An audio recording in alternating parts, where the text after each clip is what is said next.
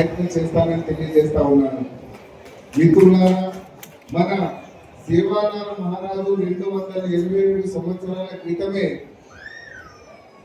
ఈ ప్రజానీకం ఇలా ఉండబోతుంది అని మన భవిష్యత్తును ఆ రోజే చెప్పడం జరిగింది.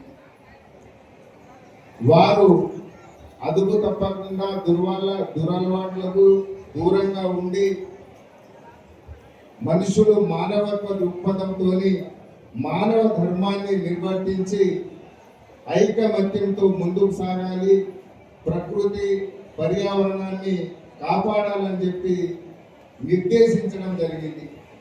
అలాంటి సేవాలాల్ మహారాజ్ వారసులమైన మనం మన కట్టుబాట్లు, పండగలు, పబ్బాలు ఏది చేసినా వారిని స్మరించుకుంటూనే చేయడం జరుగుతూ ఉంది.